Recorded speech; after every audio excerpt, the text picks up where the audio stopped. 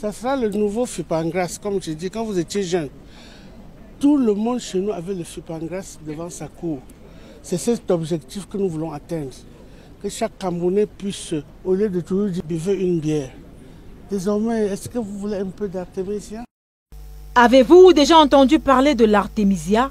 Non, je ne sais pas ce que c'est. Est-ce que vous connaissez l'artémisia? Non. Jamais entendu parler? Jamais. 6 personnes sur 10 interrogées en début d'après-midi, ce 21 octobre à Yaoundé, n'ont aucune idée de ce que c'est. Le reste en sait un peu plus. C'est une herbe naturelle. C'est un produit qui traite le paludisme. On nous a dit que ça soigne le Covid-19. Il s'agit en effet d'une plante médicinale.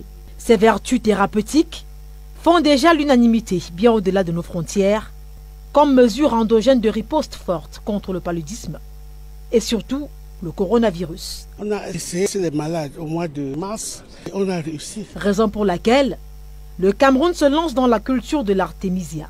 Des plants et autres produits dérivés de cette plante ont été distribués ce jour par le ministre de la Recherche scientifique et de l'Innovation. Nous avons donc utilisé nos plantations qui sont à Balmayo et à Banganté, à peu près une quarantaine d'hectares.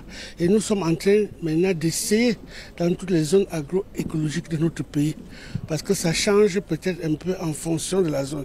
Une dotation d'1,370 milliard de nos francs injectée dans le projet pour une production massive.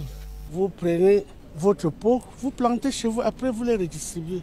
Ça sera le nouveau Fipangras, comme je dis, quand vous étiez jeune. Tout le monde chez nous avait le Fipangras devant sa cour. C'est cet objectif que nous voulons atteindre. Que chaque Camerounais puisse, au lieu de toujours dire, buvez une bière.